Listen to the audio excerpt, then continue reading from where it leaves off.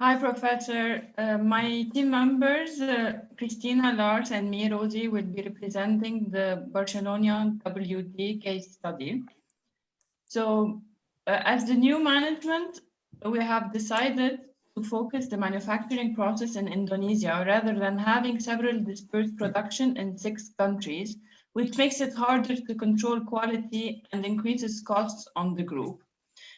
The factors that influenced our decision is that Indonesia has an abundance of stainless steel, which is the main component of the product.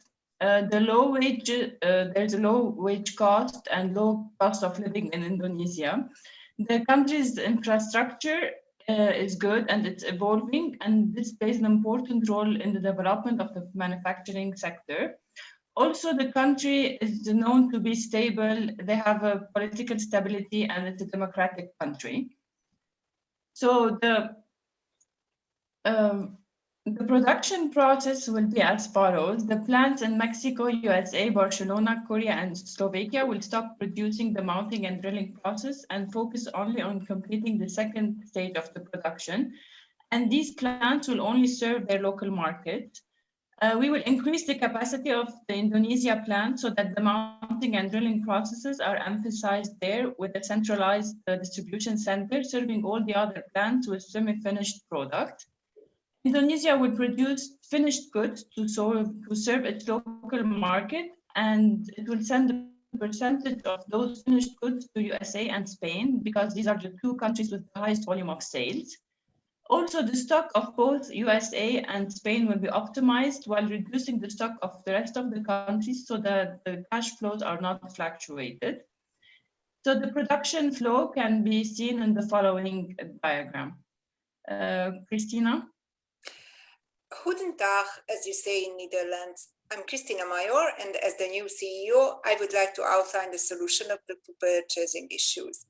It's a common dilemma for companies with several sites, which task should be performed by the corporate headquarters and which should fall into the hands to the organizational units, how centralized or decentralized the procurement should be. In this case, the effective solution would be to combine the 2 types to amplify the advantage and eliminating the disadvantages. Therefore, it's definitely advisable to create a dedicated purchasing department with the professionals at the headquarters. At the subsidiaries, on 1 people together with other operational function or a small group can manage these issues. Working with more than 1 supplier adds complexity to the supply chain, but it also provides protection against certain risk. In the given case, 2 key aspects determine the decision. Diamond blanks are critical for the production. In case of a supply problem, the production will stop and we will lose customer and business. Next slide, please. Next slide. Okay, thanks. The main sources are in Russia and Botswana, both of them identified as a risky area.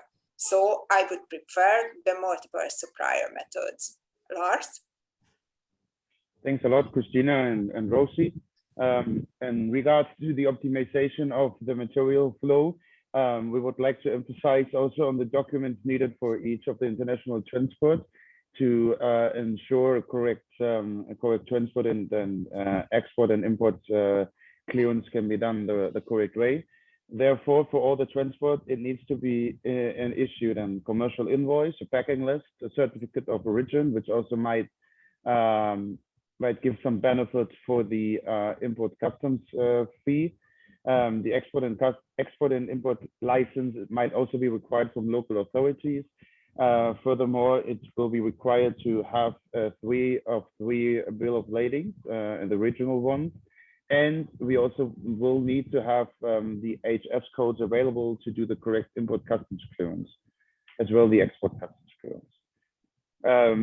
To optimize the materials flow, such as also the information provided by Rosie in the first part of the presentation, all the raw materials, for example, the diamond blanks and stainless steel, we will try to emphasize to do the local sourcing within Indonesia and ASEAN countries. But for diamond blanks, it will also be necessary to do imports, for example, from Russia or Botswana. For the semi-finished product, it will be recommended to import all of them based on FOB or CFR terms, like Indonesia, to the respective countries. All the import and export customs clearance need to be bear in mind for the transportation. And for the finished product, all the different plants should serve the local markets. Therefore, Mexico and the US will concentrate mainly on the American continent with a great focus on the USA. Slovakia and Spain will focus on the European market, mainly Spain, which is the market with the highest volume. And once other markets have been targeted and have also been discovered from this by the sales department, for example, India might be an interesting market with the high automotive sector. Export can be organized from both locations, and it can also be seen and analyzed in the future if an additional plant might be necessary once sales volume increase in these markets.